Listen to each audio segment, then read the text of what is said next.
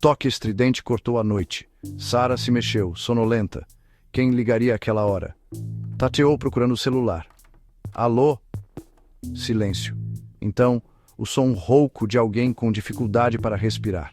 Sara franziu a testa, afastando o telefone do ouvido. Alô? Repetiu, mais alto desta vez. A respiração continuou pesada e irregular. Ela desligou, o coração batendo forte. Alguns minutos depois, o telefone tocou novamente. O mesmo número. Sara hesitou. Depois atendeu.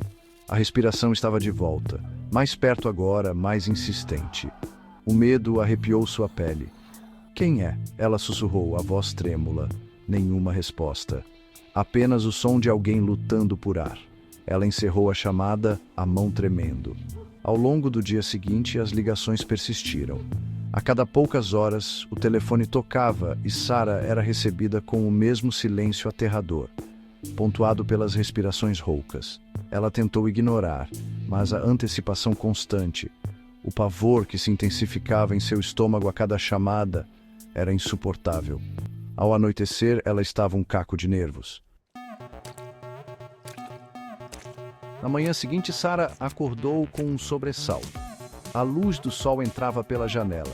Ela ficou deitada, ouvindo atentamente, mas não havia som de telefone. Talvez tivesse acabado, talvez fosse apenas uma brincadeira cruel.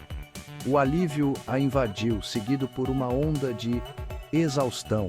Ela mal havia dormido na noite anterior. Conforme o dia passava, o silêncio se estendia. Cada tic-tac do relógio um testemunho de sua crescente esperança. À noite, ela estava quase convencida de que o pesadelo havia passado. Ligou a TV tentando se distrair, mas não conseguia se livrar da sensação de inquietação que persistia. Quando estava prestes a se deitar, o telefone tocou. Sua respiração ficou presa na garganta. O número brilhava ameaçadoramente na tela. Ela olhou para ele, paralisada de medo. Tocou novamente. E novamente. Finalmente, ela atendeu. A voz um mero coachar. Alô? Desta vez, uma voz respondeu. Um sussurro baixo e rouco, que lhe causou arrepios na espinha. Você tem 3 dias.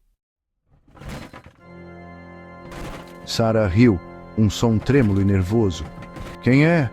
Perguntou, tentando parecer despreocupada, mas sua voz tremia. É algum tipo de piada? A linha ficou muda. Ela olhou para o telefone em sua mão, a mente a mil. 3 dias? O que aquilo significava? Era uma ameaça? Um aviso? Ela não sabia o que pensar. Tentou tirar aquilo da cabeça, mas as palavras ecoavam em seus pensamentos. 3 dias. Ela seguiu com sua rotina, trabalho, tarefas, mas o medo era um companheiro constante, uma sombra que se agarrava a seus calcanhares. Ela não contou a ninguém sobre as ligações, com medo de parecer louca, com medo do que poderiam pensar. O 3º dia chegou, frio e cinzento. Sara seguiu sua rotina matinal como se estivesse em transe. O peso daquelas 3 palavras a pressionava, sufocando-a. Ela saiu para o trabalho cedo, incapaz de suportar o silêncio de seu apartamento por mais tempo. Ela nunca chegou. Seus colegas, preocupados quando ela não apareceu para o turno, tentaram ligar para ela, mas seu telefone caía direto na caixa postal. Dias se transformaram em semanas, depois meses. A investigação policial sobre o desaparecimento de Sara não resultou em nenhuma pista. Ela desapareceu sem deixar vestígios, deixando para trás apenas um mistério arrepiante e uma cidade à beira do pânico.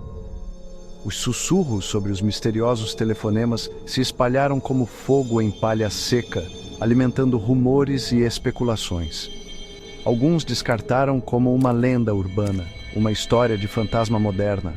Outros não tinham tanta certeza. Então, as ligações começaram novamente. Uma nova vítima, escolhida aleatoriamente. O mesmo padrão assustador, a respiração pesada, o terror crescente, a contagem regressiva sussurrada. 3 dias. E então, silêncio. O número, como uma entidade malévola, movia-se pela cidade, deixando um rastro de vidas desaparecidas. O medo tornou-se uma presença palpável, um cobertor sufocante que se instalou sobre a cidade à medida que a arrepiante constatação surgia: ninguém estava seguro.